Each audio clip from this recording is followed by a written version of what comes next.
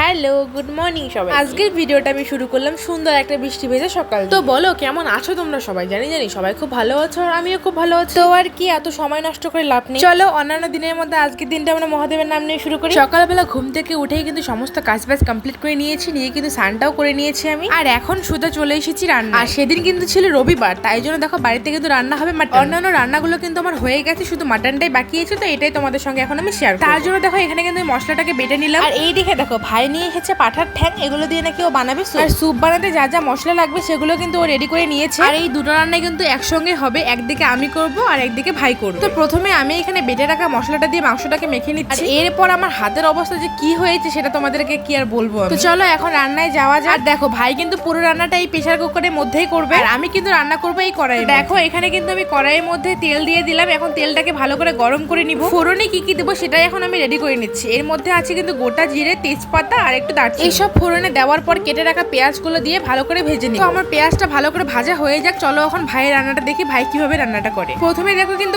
তেল দিয়ে দিয়েছি, তেলটা গরম হয়ে গেলে ফোড়নে যা যা দিতে লাগে সেসব দিয়ে দিয়েছে। তারপর দিয়েছে পেঁয়াজ কুচি আর রসুন কুচি, এগুলোকে এখন ভালো করে ভেজে নিই। আর এইদিকে দেখো সিদ্ধ করে নিয়ে ঠ্যাঙ্গুলোকে কিন্তু ও পরিষ্কার করে নিয়েছে, একদম সুন্দর করে পরিষ্কার করেছে দেখো। তারপর ভালো করে পেঁয়াজটা ভাজা হয়ে গেলে এর মধ্যে বেটে রাখা মশলাটা ভাই দিয়ে, তারপরে মশলাটাকে ভালো করে কম আঁচ দিয়ে কিন্তু ভেজে নিয়েছে। আর মশলা ভাজার সময় কিন্তু ভাই নুন অ্যাড করে দিয়েছে, সেটার ভিডিও আমি আর নিতে পারি। আর হলুদটা কিন্তু ভাই মশলার সঙ্গে বেটে নিয়েছে। তারপরে মশলাটা ভালো করে ভাজা হয়ে গেলে সিদ্ধ করে রাখা ঠ্যাঙ্গুলো এর মধ্যে দিয়ে দিয়েছে। তারপরে আরেকটু ভালো করে ভেজে নেওয়ার পরে কিন্তু পরিমাণ মতো জল দিয়ে দিয়েছে। এরপরে প্রেসারের ঢাকনা বন্ধ করে কয়েকটা সিটি দিয়ে দিতে। চলো এখন আমার রান্নায় যাওয়া যাক। দেখো আমার কিন্তু পেঁয়াজটা ভালো করে ভাজা হয়ে গেছে। এখন এর মধ্যে আমি ম্যারিনেট করে রাখা মাংসটা দিয়ে দিই। এখন আমি সবকিছুকে ভালো করে নেড়ে চেড়ে দিব। আমি কিন্তু আগের অনেক ভিডিওতেই বলেছি আমি কিন্তু মাটন রান্না করতে ঠিকঠাক পারি না, আমার শাশুড়ি মায়ের থেকেই শেখা। উনি যেভাবে দেখিয়ে দিয়েছেন আমি সেভাবেই রান্না করি। তবে ওনার হাতের মাটন রান্না দারুণ হয় খেতে। দেখো গল্প করতে করতে কিন্তু আমার মাংস দেখো সুন্দর করে কষানো হয়ে যাচ্ছে, আর একটু কষিয়ে নেবো ভালো করে। এই দিকে দেখো প্রেসারে কিন্তু সিটি দিয়েও দিচ্ছে। দুটো রান্না যেহেতু একসঙ্গে হচ্ছে তাই জন্য দেখো এর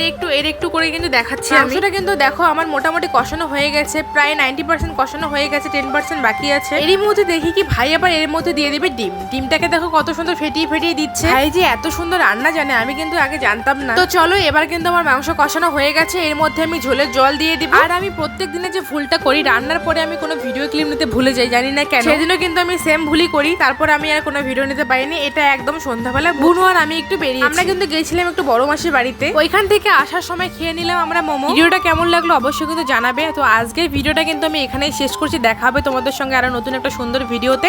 ততক্ষণের জন্য সবাই ভালো থাকবেন, টাটা বাই।